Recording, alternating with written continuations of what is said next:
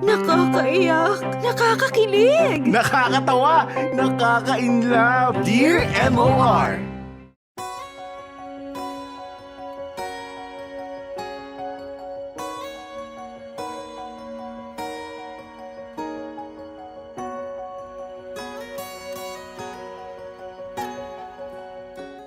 Dear MOR, magandang araw sa lahat ng mga nakikinig at nanonood ng Dear MOR.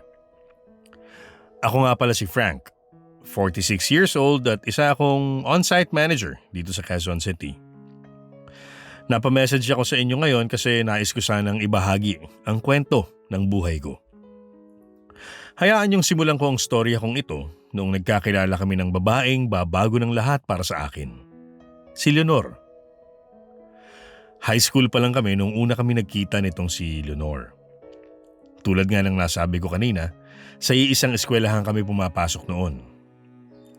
Aaminin ko na unang beses ko palang nakita itong si Leonor talagang nahulog na ako sa kanya. Naalala ko pa noon na talagang ginawa kong misyon na maging kami nitong si Leonor. Noong una talagang hindi ko alam kung paano ko lalapitan itong si Leonor. Mabuti na lamang at nagkaroon kami ng mutual friends. Literal na nagmakaawa ako sa kaibigan namin ni Leonor na ipakilala ako sa kanya. Sa awa naman ng Diyos nagtagumpay ang pagiging tulay ng kaibigan namin yun. Unti-unti, naging malapit ang mga loob namin ni Leonor. Umabot na nga kami sa point na lumalabas-labas kami na kaming dalawa lang. Pagkatapos nga ng mahabang ligawan, sa wakas, naging kami na nga nitong si Leonor. Naniwala talaga ako noon na si Leonor ang huling babaeng mamahalin ko. Binuhos ko kasi lahat sa relasyon namin ni Leonor. Literal na tanging siya lamang ang laman ng isipan ko sa araw-araw. Kulang ang araw ko kapag hindi ko nakikita si Leonor. Kaya nga ang laking gulat ko nang biglang nakipaghiwalay sa akin si Leonor. Naaalala ko pa ang buong pangyayari. Katatapos lang ng graduation ko sa kolehiyo nang mangyari ang lahat. Masaya pa kami nagse-celebrate noon. Nagpunta pa kami sa paborito naming restaurant. Pagkatapos ng celebration ay kinausap ako ni Leonor. Doon na nga niya binagsak yung mga katagang maghiwalay na tayo. Gulat talaga ako. Una sa lahat, napakapangit ng timing. Celebration tapos biglang may hiwalay ang magaganap sa dulo. Hindi pa man natatapos ang pag-uusap namin ni Leonor, agad na siyang umalis. Gusto ko na sana siyang habulin ng mga oras na yon pero wala. Natulala na lang talaga ako. Pinagmasdan ko lang habang unti-unting lumalayo sa akin ang babaeng pinakamamahal ko. Ilang araw din akong hindi makausap ng mga panahon na yon. Nabulilyaso lahat ng mga plano noon kasi talagang dinamdam ko ang pag-alis ni Leonor sa buhay ko. Hindi ko na actually matandaan kung paano ko naalis ang sarili ko sa butas na kinahulugan ko. Basta naalala ko lang, nagpatuloy lang ako sa buhay na hindi na iniisip kung nasan si Leonor. Lumipas ang maraming taon. Marami ng bagay mga nangyari sa buhay ko. Nakahanap ako ng magandang trabaho, kinasal ako sa babaeng alam kong mahal na mahal ko. At nagkaroon na rin ako ng 3 nagagandahang anak. Tuluyan ang nabaon sa nakaraan ang alaala ni Leonor. Hindi ko lang inasahan na pagkatapos ng maraming taon ng hindi pagpaparamdam, ay bigla-bigla na lang ulit babalik si Leonor sa tahimik kong buhay. Pagputok ng araw, agad sumasagi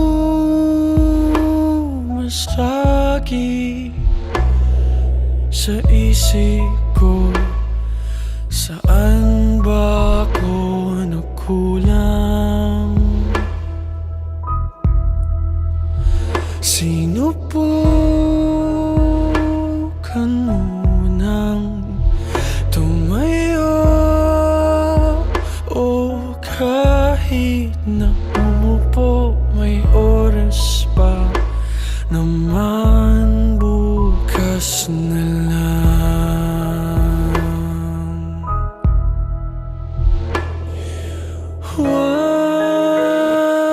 ka nang umalis. Handa naman na magtiis para sa munting pag-ibig na kaya mong ibigay sa akin. Wala na akong kailangan, mga yakap mo'y muling maramdaman.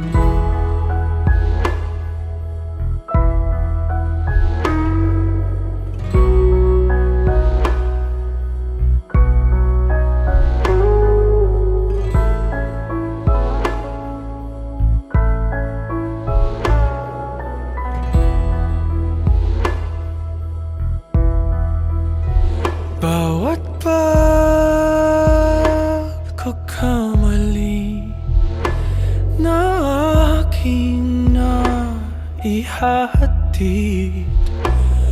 kung pwede lang bumalik sana sa una.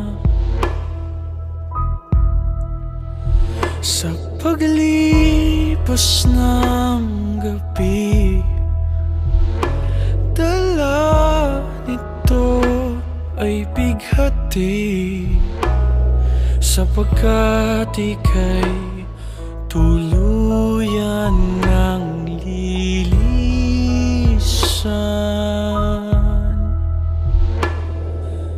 Huwag ka nang umalis. Handa naman na magtiis para sa munting pag-ibig na kaya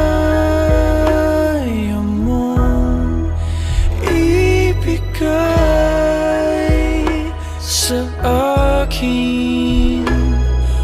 Wala na akong kailangan, mga yakap mo'y muling maramdaman. Huwag ka nang umalis. Handa naman na magtiis para sa munting pag-ibig na kaya mong ibigay sa akin. Wala na akong kailangan, mga labi mo'y muling maramdaman.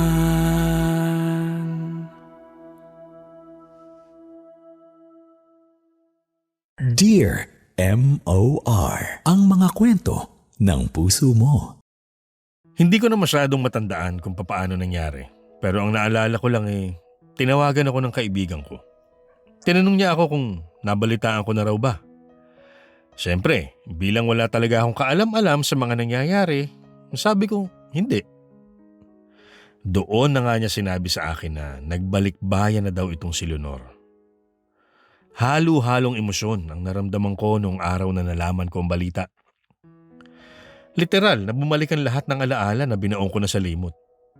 Dito na nga papasok sa utak ko ang ideya na hanapin ulit si Leonor. Siyempre noong una, sinubukan ko muna siyang hanapin sa Facebook. Sa kasamaang palad, sobrang daming Leonor sa Facebook at hindi ko siya nahanap. Pagkalipas ng ilang subok na hanapin si Leonor online, tinawagan ko ng muli yung mutual friend naming dalawa. Dito ko na nga nakuhang muli ang cellphone number ni Leonor.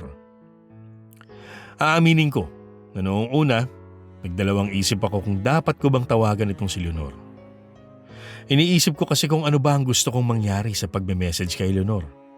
Masaya na ako Meron na akong pamilya na nagmamahal sa akin. Ano nga ba gusto kong mangyari? Sa tuwing pumapasok ang mga tanong na ito sa isipan ko, ay iisang sagot lang ang lumalabas galing sa utak ko. May gusto lang akong malaman. Gusto kong malaman kung bakit niya ako iniwan. Gusto kong malaman kung sapat ba ang dahilan niya para iwanan niya ako.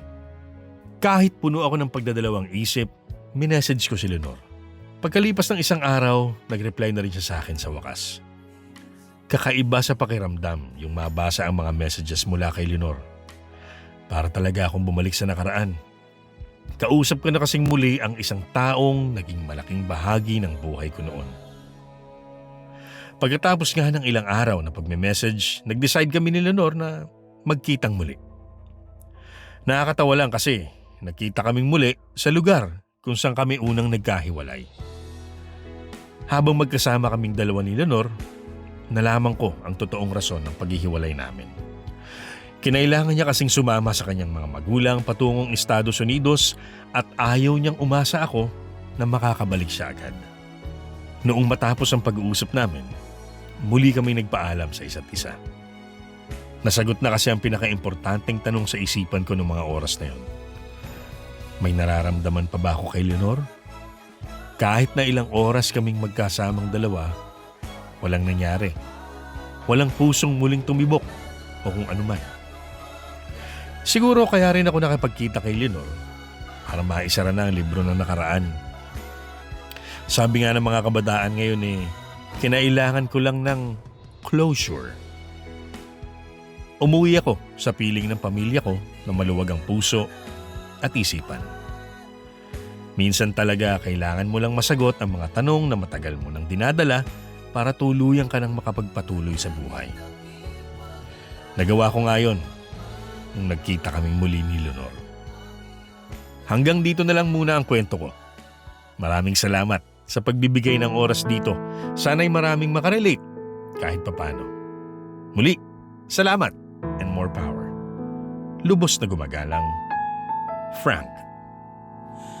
Kahit di pikit man itong mata, di pa rin mapigil agos ng luha.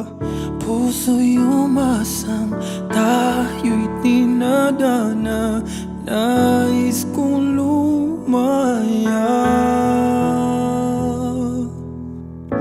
Kahapon sa ating nagdaan, di na muli pang papalikan. Puso'y liligaya kahit na wala ka. Paalam na sinta. Ikaw ay biglang lumaya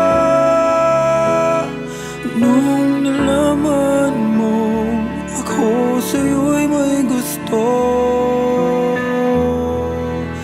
Bakit pipilitin pang nararamdaman kung puso'y nahihirapan at nasasaktan? Mabuti pang umiwas, araw rin lilipas, malilimutan rin kita. Hanggang dito na lang.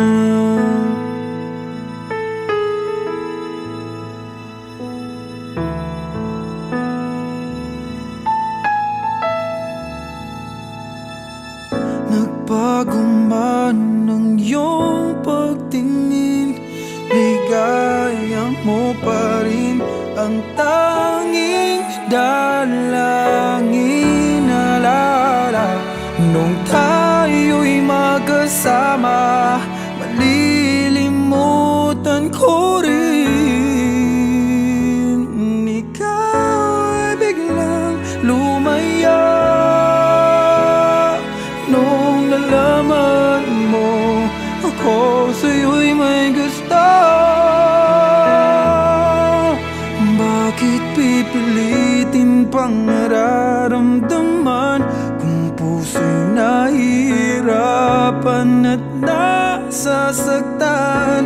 Mabuti pang umiwas, araw rin lilipas, malilimutan rin kita. Hanggang dito na lang. Ba't ganito? Kung sino pang mahal mo, sa iba pa nagkagusto.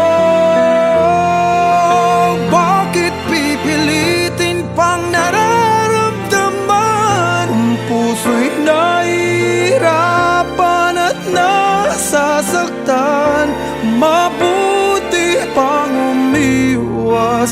Araw rin lilipas, malilimutan rin kita. Hanggang dito na lang.